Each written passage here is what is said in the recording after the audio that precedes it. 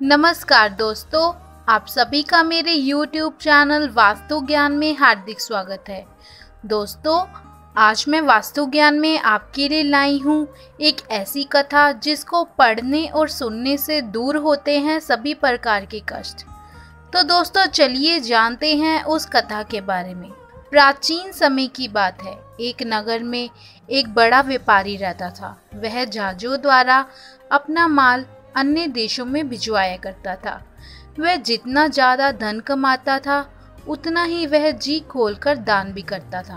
परंतु उसकी पत्नी अत्यंत कंजूस थी। वह किसी को दान में एक पैसा भी नहीं देती थी और अपने पति को दान देने से मना करती थी।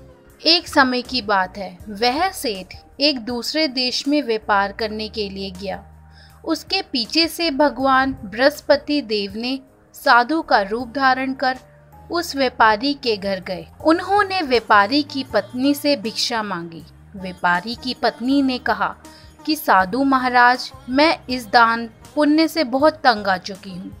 कृपया मुझे कोई ऐसा उपाय बताएं जिससे कि हमारी सारी धन संपत्ति नष्ट हो जाए, ताकि मैं आराम से अपना बाकी जीवन व्यतीत कर सकूं और मुझे कोई परेशानी भी ना हो।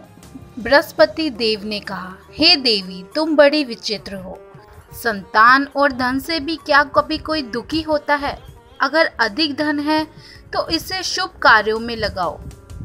कुंवारी कन्याओं का विवाह कराओ, विद्यालय और बाग बगीचों का निर्माण कराओ। ऐसा पुण्य कार्य करने से तुम्हारा लोक परलोक सार्थक हो सकता है।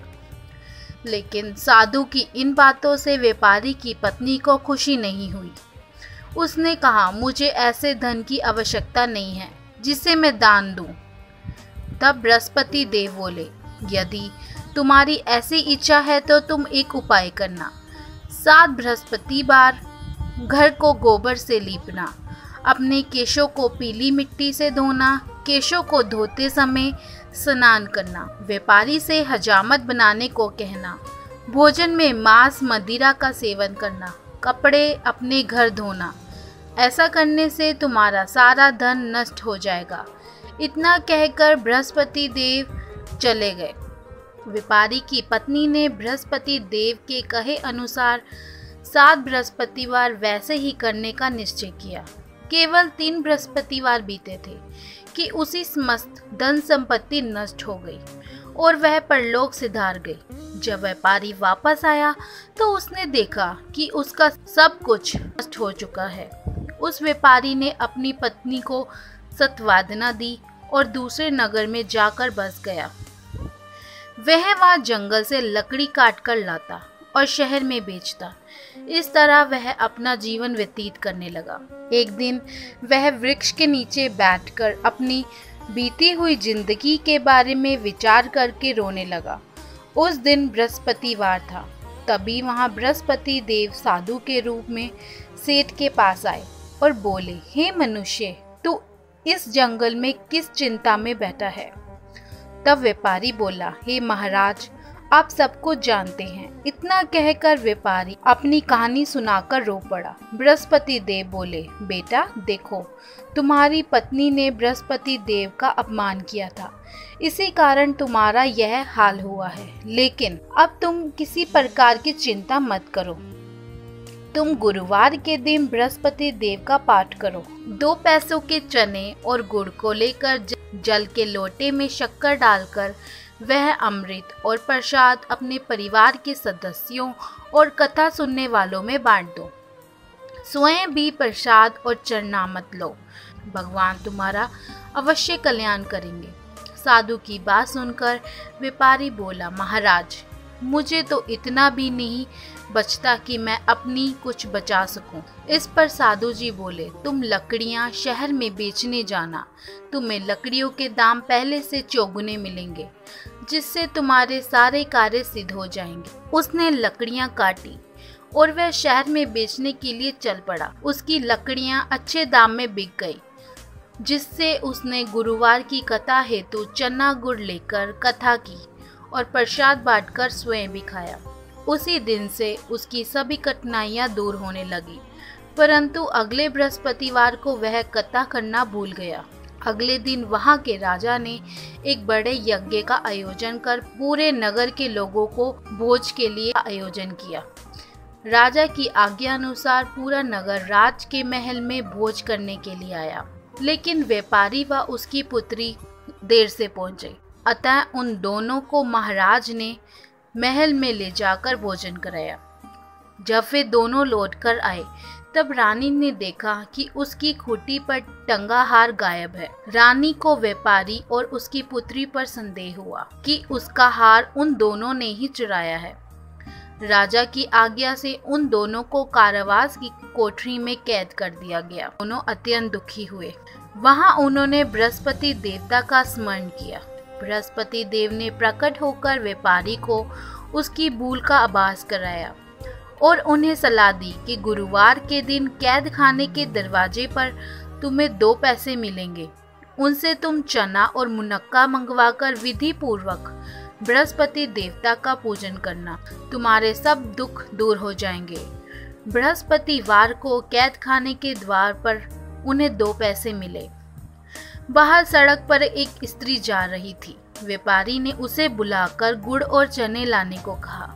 इस पर स्त्री बोली, मैं अपनी बहू के लिए गहने लेने जा रही हूँ, मेरे पास समय नहीं है। इतना कहकर वह चली गई। थोड़ी देर बाद वहाँ से एक और स्त्री निकली। व्यापारी ने उसे बुलाकर कहा, हे बहन, मुझे बृहस्पतिवार की कथा करनी है, मुझे 2 पैसे का गुड़ चना ला दो। बृहस्पति देव का नाम सुनकर वह स्त्री बोली, भाई मैं तुम्हें अभी गुड़ चना लाकर देती हूँ। मेरा इकलौता पुत्र मर गया है, मैं उसके लिए कफन लेने जा रही थी, लेकिन मैं पहले तुम्हारा काम करूँगी, उसके बाद अपने पुत्र के लिए कफन लाऊंगी। वह स्त्री बाजार से व्यापारी के लिए गुड़ चना ले आई और स्वयं भी बृहस्पति देव की कथा सुनी। कथा के समाप्त होने पर वह स्त्री कफन लेकर अपने घर गई। घर पर लोग उसके पुत्र की लाश को राम नाम सत्य है कहते हुए शमशान ले जाने की तैयारी कर रहे थे। स्त्री बोली, मुझे अपने लड़के का मुख देख लेने दो। अपने पुत्र का मुख देखकर उस स्त्री ने उसके मुंह में प्रसाद और चरणामत डाला। प्रसाद और चरणामत के प्रभाव से वह पुण्य जीवित हो गया। पहली स्त्री जिसने बृहस्पति देव का निरादर किया था, जब वह अपने पुत्र के विवाह हेतु पुत्र वधू के लिए गहने लेकर लौटी और जैसे ही उसका पुत्र घोड़ी पर बैठकर निकला, वैसे ही घोड़ी ने एक ऐसी उछाल मारी कि वह घोड़ी से गिर के मर गया। यह देखकर स्त्री रो रोकर बृहस्पति देव से क्षमा याचना करने लगी। उस स्त्री की याचना से बृहस्पति देव साधु वेश में वहां पहुंचकर कहने लगे, देवी, तुम्हें अधिक विलाप करने की आवश्यकता नहीं है। यह बृहस्पति देव का नादर करने के कारण हुआ है। तुम वापस जाकर मेरे भक्त से क्षमा मांगकर कथा सुनो, तब भी तुम्हारी मनोकामना पूर्ण होगी। जेल में जाकर उस स्त्री ने व्यापारी से माफी मांगी और कथा सुनी। कथा के उपरांत वह प्रसाद और चरणामत लेकर अपने घर गई। घर आकर उसने चरणामत अपने मृत पुत्र के मुख में डाला। चरणामत के प्रभाव से उसका पुत्र भी जीवित हो उठा। उसी रात बृहस्पति देव राजा के सपने में आए और बोले, ये राजन, तूने जिस व्यापारी और उसकी पुत्री को जेल में कैद कर रखा है, वे बिल्कुल निर्दोष हैं। तुम्हारी रानी का हार वहीं खूंटी पर टंगा है। दिन निकला तो राजा रानी ने हार खूंटी पर लटका हुआ देखा। राजा ने उस व्यापारी और उसकी पुत्री को रिहा कर दिया और उन्हें आधा राज्य देकर उसकी पुत्री का विवाह उच्च कुल में करवा कर दहेज में हीरे जवाहरात दिए। तो दोस्तों, ये थी हमारी आज की खास वीडियो। मैं उम्मीद करती हूँ आपको ये जानकारी पसंद आई होगी। अगर आपको ये जानकारी पसंद आए तो आप इसे अपने दोस्तों के साथ शेयर करना ना भूलिए। इसे ज़्यादा से ज़्यादा शेयर करके ज़्यादा लोगों तक इस जानकारी को जरूर पहुँचाएं, ताकि किसी और का भी भला हो सके। और मेरे चैनल वास्तु ज्ञान को सब्सक्राइब करना ना भूलिए, ताकि मैं आपके लिए और जानकारी और नई वीडियोस लेके आ सकूं। तो दोस्तों, फिर मिलेंगे एक और नई वीडियो के साथ। Till then, take care and thanks for watching.